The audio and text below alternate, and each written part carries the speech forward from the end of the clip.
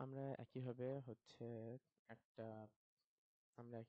একটা পলিগনের চারপাশে buffer area create করতে যাচ্ছি।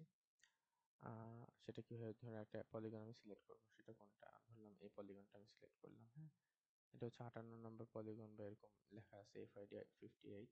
আর রাইট ক্লিক করলে হচ্ছে সিলেক্ট ফিচার অপশনটা আছে, সিলেক্ট ফিচার দিলে এটা সিলেক্টেড হয়ে গেল।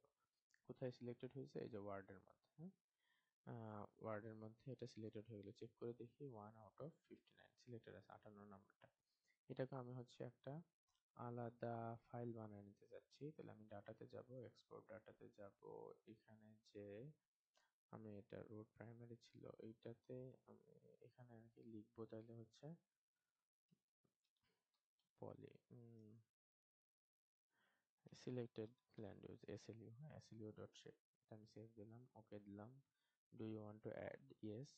তাহলে আমি এই ল্যান্ড ইউজটা অফ করলাম, জাস্ট এটা থাকলো। হ্যাঁ, আচ্ছা, এটার চারপাশে আমি বাফার ক্রিয়েট করবো। একইভাবে জিও প্রসেসিংয়ে যাব, বাফারে যাব, ইনপুট ফিচার বললে হচ্ছে আমি SLU দেখাই দিব।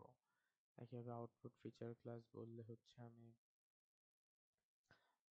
আউটপুট ফিচার ক্লাস SLU যেটা আছে SLU আর SLU B নাম দেব। হ্যাঁ, SLU B মানে SLU এর চারপাশে বাফার এটা।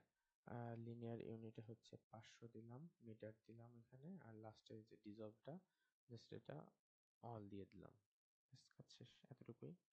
এটা আমি ওকে দিলে এটা চারপাশে বাফার হয়ে গেছে, কিন্তু হচ্ছে ওই ফাইলটা নিচে দেখা যাচ্ছে না। প্রথম কাজ যেটা করতে হবে, এটা ছিল বি, এটা বড় আর এটা ছোট, তাহলে এটাকে উপরে উঠাইতে হবে, উপরে উঠতেছে না। কি করতে হবে? এখানে টেবিল অফ কন্টেন্টের লেফট সাইডে আছে লিস্ট বাই ড্রয়িং অর্ডার, ওটা ক্লিক করব, SLUটাকে উপরে উঠাই দিব। উপরে ওঠানোর পর দেখা যাচ্ছে, যদি কালার চেঞ্জ করতে চাই একটু মোর বোঝার জন্য, কালার চেঞ্জ করা যেতে পারে। এই এতটুকুই হচ্ছে এটার চারপাশে বাফার। এখন আমরা যদি দুইটা বাফার একসাথে দেখি, তাহলে এরকম ভাবে দেখা যাবে আর কি। এই এভাবে দেখা যাবে। ঠিক আছে, এটা হচ্ছে এটার চারপাশে বাফার। আর যদি আমরা পয়েন্ট বাফারও অলমোস্ট সেম ভাবে করা যায়। পয়েন্টের আমরা দেখতে হবে যে আমাদের কোনো পয়েন্ট ফাইল আছে কিনা এখানে। উম,